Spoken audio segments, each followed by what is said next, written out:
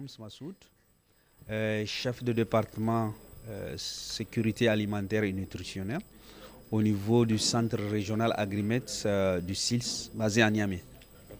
Ok, l'objectif de cette rencontre aujourd'hui, c'est un atelier régional de renforcement de capacité des 5 pays au niveau de notre région Sahel et Afrique de l'Ouest pour le renforcement des capacités des experts nationaux sur un outil que le SILS et ses partenaires ont élaboré depuis maintenant à peu près un an et demi sur l'analyse et la mesure de résilience de nos populations à l'insécurité alimentaire et nutritionnelle qu'ils font face à plusieurs problèmes liés à l'insécurité civile, les changements climatiques et les difficultés d'accès aux moyens d'existence dans leurs zones respectives. Et donc, comme je le disais, l'objectif de cette rencontre, c'est de renforcer les capacités des experts nationaux pour arriver à mesurer la résilience de nos populations à l'insécurité alimentaire. C'est de pouvoir leur donner un outil pour mesurer la résilience de nos populations à l'insécurité alimentaire et nutritionnelle. Parce que, comme vous le savez, dans la région, on parle toujours de résilience, mais on n'a pas un outil qui va nous permettre de mesurer cette résilience de nos populations. Donc, à l'issue de cet atelier, c'est de pouvoir élaborer un rapport régional de la résilience pour la première fois dans notre région. Donc, comme je l'ai dit, c'est un outil qu'on avait élaboré avec les partenaires. Et cet outil, c'est vraiment un nouvel outil qui est en train d'être mis en œuvre dans notre région. Et c'est avec des bases de données que chacun des pays a amené. On va travailler avec ces bases de données pour élaborer, comme je l'ai dit, un draft de la situation de résilience dans chacun de ces pays. Donc, au niveau de chaque pays, c'est les bases de données des enquêtes de sécurité alimentaire et nutritionnelle qui seront utilisées pour l'élaboration de ce draft de la situation de résilience dans chacun des 5 pays qui sont représentés au niveau de cette rencontre de renforcement de capacité. Donc, nous avons bien sûr le pays hôte, le Sénégal, nous avons la Guinée, nous avons la Mauritanie, nous avons la Gambie, et nous avons le Tchad. Pour dire que c'est une série de renforcement de capacité, nous avons déjà formé 5 autres pays au mois de février qui ont bénéficié aussi de ce renforcement de capacité sur la mesure de la résilience. Merci. C'est Amadou Tawai Ibrahim, je suis l'expert chargé de l'animation de la plateforme analyse et mesure de la résilience du SILS AMR. Alors, comme le chef de département l'avait déjà dit, c'est un atelier technique de renforcement des capacités des acteurs nationaux. Donc l'objectif, c'est d'abord un transfert de compétences aux acteurs nationaux. Le SILS avait développé cet outil qui manquait de la région, donc il n'y avait pas du tout des outils capables de mesurer la résilience de la population de la région Sahel et Afrique de l'Ouest.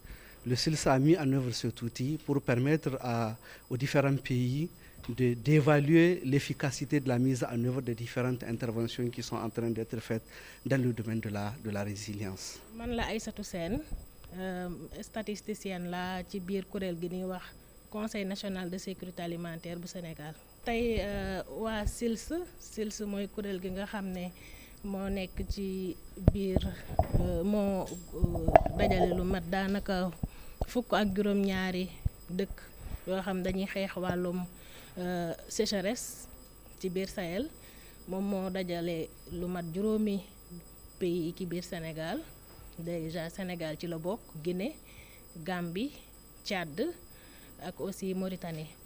Donc li leen fi dajale mooy rek saytu ci benn outil bu ñuy wax outil nag buñ ko waxee mooy jumtukaay wala bokk nattukaay boo xam ne dina tax ñu mën a xam fii dëkk yi toll ci wàllum résilience ci wolof nag buñ ko dee wax mooy ndëgërlaay wala bokk lépp lu dëkk bi mën a def ak askanam pour mën a xeex wàllum insécurité alimentaire. Donc tolluwaay gën ci toll loolu la ñuy tuddee résilience, loolu la ñuy jéem a mesurer ci ay données yoo xam ne sécurité alimentaire lañ ko natte yoo xam ne dañ koy collecter wala boog à travers des enquêtes comme enquêtes yi ANSD di def bu ñu dajalee données yooyu yëpp nag après ci lañ koy dajale nag mën a toog mesurer ko mën a am le niveau de résilience au niveau du pays. waaw xam nga Sénégal déjà pays bu bokk la ci biir Sahel, donc au moins ñaari yoon ci biir at bi mois de février ak mois d'octobre de chaque année dañuy def ay enquêtes yoo xam ne day tax ñu mën a am la situation de l'insécurité alimentaire au Sénégal. Donc dinañ xam dund ak dundin gi fan la toll, donc loolu chaque année Sénégal da koy def ci biir def googu ñu koy def 14 régions ak 46 départements yépp dinañ xam situation bi, donc y inclut Matam, Kédougou, toutes les régions confondues. Donc dañuy am fi ñu toll ci wàllum jafe-jafe dundin te ci loolu nag la ñuy mën a tamit jàppale kuréel gi nga xam ne moom mooy xelal njiitum réew mi ak premier ministre am ci wàllum xiif. Bu ko defee nag ñu mën a décider mooy waral nga gis ñuy dem di jàppale askan wi au mois de juin, juillet, août pendant la période de soudure mooy période bi nga xam moo ja gën a metti ci at mi, ñu dem di leen jàppale pour jox leen ay dund wala di leen jàppale ci wàllu koom pour ñu mën a jënd dund gu dunde. Toutes les régions de Dakar à Matam à Kédougou, Tambacounda, toutes les régions, 46 départements. Merci beaucoup, merci. Celle-ci, à l'avance, avant de faire l'enquête, on n'a pas pris soin de prendre en compte toutes les variables dont le pays. Donc, ce qui fait que les pays n'arrivaient pas à mettre en application cet outil. C'est un outil qui est basé sur la cohérence de ce qui est au cours des analyses cadres harmonisées et autres. Le problème dont on a, c'est lorsqu'il y a plusieurs outils qui chacun a ses spécifications à part et que généralement ce sont les mêmes acteurs, on a du mal souvent à faire fonctionner le dispositif comme il faut. Souvent quand on prend celui-là, comment en tout cas jumeler les objectifs, produire la même chose. L'avantage qu'on a, c'est que automatiquement après les enquêtes sécurité alimentaire, les pays enchaînent avec les analyses et après ces analyses, on peut automatiquement enchaîner avec les analyses de la résilience, avec les mêmes outils, avec les mêmes acteurs. On peut même souvent cumuler les analyses, pendant les mêmes analyses, ajouter juste des objectifs spécifiques, ça fait beaucoup et aboutir à des résultats. Et cet outil nous propose deux possibilités. La première possibilité, c'est d'abord la mesure de la résilience des ménages à la sécurité alimentaire. Donc, comme vous le savez, dans nos pays aujourd'hui, il y a plein de projets et programmes qui interviennent dans la résilience. Quand je prends le cas de la base, c'est le PDRS. Quand je prends le cas de la Banque mondiale, on a le projet FSRP. Il y a plein de projets qui interviennent et programmes, en tout cas dans le domaine de la résilience, mais très peu de ces projets et programmes proposent des outils pour mesurer le niveau de la résilience ou même l'apport de ces projets dans la mesure de la résilience. La majorité de ces programmes s'arrêtent au niveau de la mesure des faits. On donne les résultats, par exemple, quand je prends les résultats du PDRS phase 1, en général, les gens donnent les différentes réalisations. Dans le cas de ce projet, on a fait tant, on a fait tant, on a fait tant, avec des hypothèses fortes que ces interventions devraient améliorer la résilience. Mais on n'est pas capable de dire qu'on a fait bouger le niveau de la résilience de la population de tel point à tel point. Ça, c'est une des possibilités qu'offre cet outil non seulement de mesurer la résilience de la population face à l'insécurité alimentaire, mais également d'aider dans la prise de décision, dans l'orientation des différentes interventions des différents projets et programmes. Nous allons voir à travers cet outil qu'il est basé sur plusieurs capacités. Il y a par exemple la capacité d'adaptation, la capacité d'absorption, la capacité de transformation. On est capable de savoir en 2025 au Sénégal quelle est la capacité qui tire la résilience. Les autres capacités qui sont moins contributives à la formation de la résilience, qu'est-ce qu'il y a à la base de cela? On peut voir les variables qui ont des faibles contributions et lorsqu'il s'agit de faire des recommandations, on sait sur quoi spécifiquement agir pour dire il faut investir dans tel domaine parce que les résultats de l'analyse nous ont révélé à partir des données ceci, ou cela se présente au niveau de la population.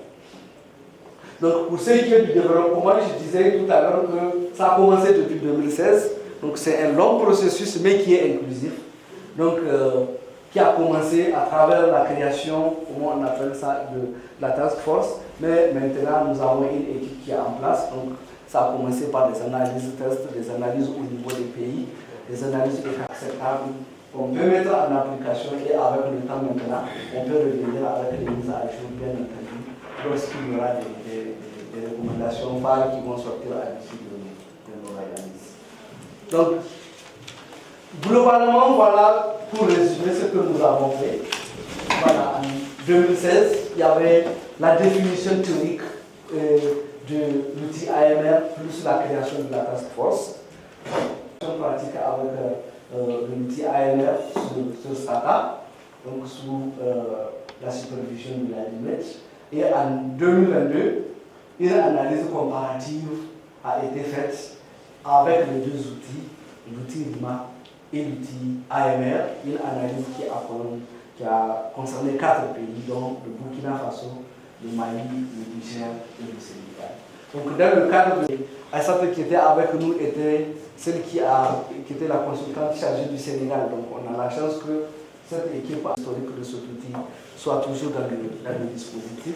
Pour le cas du Mali et du Burkina Faso, même la fois passée quand on était au Burkina, il y avait en tout cas l'équipe du Mali qui était très bien informée par rapport à ce dispositif-là qui était avec nous.